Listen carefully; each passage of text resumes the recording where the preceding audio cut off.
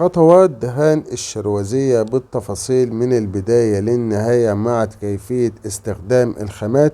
ده هيكون موضوع الفيديو إن شاء الله. أول مرحلة بنبدأ بيها اللي هي مرحلة الصنفرة، إن احنا بننظف الشغل بتاعنا من الوسخ. لو في وسخ على الشغل بتستخدم في المرحلة دي صنفرة رقم 150. بعد الانتهاء من التنظيف بتاع الشغل بتبتدي بتاني مرحلة اللي هي مرحلة التفتيح المسام. بتجيب قطعة قماش بتبلها بقليل من الماء وبتمسح وجه من الماء على الخفيف، وبعد كده بتخش على مرحلة التفتيح دي. يا جماعة بتستخدم في المرحلة دي فرشاة سلك وبتستخدمها باتجاه الألياف. الغرض من المرحلة دي إن احنا بنفضي المسام بتاعة القشرة عشان نعبيها بالباتينة، علشان ده يا جماعة هيتعمل شغل شروزية. الشغل بتاعنا بيبقى في قلب الغاطس بتاع القشرة.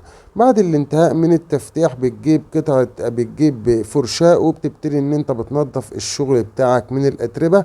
بعد كده بتجيب صنفرة رقم 150 او صنفرة رقم 180 وبتنعم الشغل بتاعك عشان ما يلطش معاك في التشطيب ويبقى الشغل بتاعك ناعم.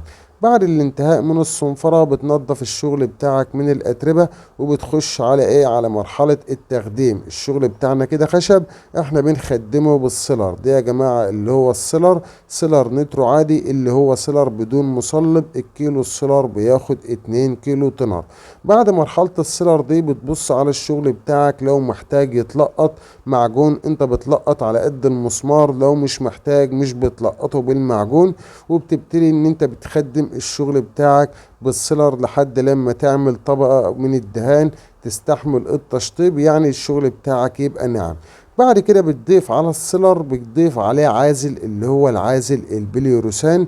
بتضيفه معاك علشان يخدم الشغل بتاعك ويبقى الشغل بتاعك ناعم. دي الوظيفة بتاعة السيلر والعازل، ان احنا بنعمل طبقة من الدهان تستحمل التشطيب ويبقى الشغل بتاعنا ناعم علشان ما يلطش. بعد كده بتجيب بطانة دوكو باللون المناسب اللي انت هتشطب بيه. الكيلو البطانة بياخد 2 كيلو تنر. انا بستخدم بطانة ابيض عشان الشغل هيتشطب ابيض. لو هيتشطب حاجة غير الابيض هبطن بطانة من نفس اللون اللي انا هشطب بيه. بطانة الدوكو دي بتتميز ان هي بتستر معاك عكس الفيلر او السلفيسر، هيكسي معاك وكل حاجة بس هيسد المسام. وده يا جماعة شغل هيتعمل شروزية، فلازم المسام والالياف اللي احنا فتحناها بالفرشة السلك لازم تبان مفتوحة علشان تظهر معاك. زي ما شفت الفيديو في اول البداية، الغاطس بيبقى غامق والعالي بيبقى ابيض. ده اللي هو هيتعمل الشروزية. فانت بعد الانتهاء من مرحلة البطانة بتنعم وبتشطب الدوكو بتاعك. الكيلو الدوكو العادي برضو بياخد 2 كيلو تنر. بتعمل طبقة من التشطيب تستحمل ان هي تستحمل الباتينة، يعني الشغل بتاعك يبقى ناعم عشان ما يلطش معاك من الباتينة. بتخش على الباتينة دي يا جماعة انابيب باتينة باللون المناسب ليك، بتخفها بالزيت اللي هو زيت المفتاحين. لو انت بتتابعني لأول مرة وحابب تستفاد او حابب تتعرف عن طريقة او خطوات عمل الباتينة، انا هسيب لك الرابط داخل صندوق الوصف عشان ما اطولش عليك في الفيديو. الباتينة دي يا جماعة احنا بنستخدمها عشان نظهر بيها المسام او الالياف بتاعة القشرة، يعني الغاطس هيبقى غامق والعالي هيبقى ابيض. بعد الانتهاء من الباتينة بعد ما فردناها على الشغل بتجيب قطعة قماش وبتمسح، فبيبان الغاطس اللي هو بتاع السمرة بيبان غامق والعالي بيبان ابيض اللي هو الدوكو اللي احنا رشناه. ده اللي هو شغل الشروزية. اللي عامل في الشغل ده كده يا جماعة اللي هي اول مرحلة بتاعة التفتيح باستخدام الفرشة السلك. فانت عشان توصل للتشطيب ده لازم تعتمد على اول مرحلة عشان توصل لتشطيب محترم او تظهر معاك نتيجة محترمة. لازم تعتمد على البداية. بتطلع تمسح الشغل بتاعك فبيبان العالي ابيض والغاطس بيبان اللي هو لون الباتينة. دي يا جماعة بعد الانتهاء من الباتينة بتثبت الشغل بتاعك بايه؟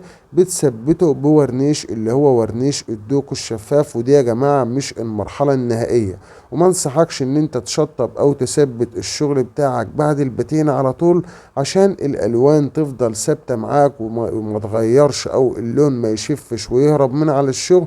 ما انصحكش ان انت تثبت الباتينة بتاعتك على طول. دي يا جماعة فيديوهات بتتكلم عن خطوات تأسيس أو تشطيب الدوكو الشفاف أو الأسطر أو الدوكو اللي هو الدوكو العادي أو الدوكو الفرن. الفيديوهات كلها داخل القناة، لو بتتابعني لأول مرة هتتابع داخل القناة. بعد كده بعد الانتهاء من مرحلة التثبيت، الباتينة يا جماعة بتسيبها لما لتاني يوم وبتثبتها وبتشطبها باللمعة المناسبة ليك. ودي يا جماعة كانت المرحلة النهائية. لو حضرتك حابب تستفسر عن أي حاجة مش واضحة معاك في الفيديو، انت هتسيب لي تعليق وانا هرد عليك ان شاء الله. ولو بتتابعني لحد دلوقتي ولسه معايا دلوقتي، اتمنى اشوفك في التعليقات واشوفك فيديو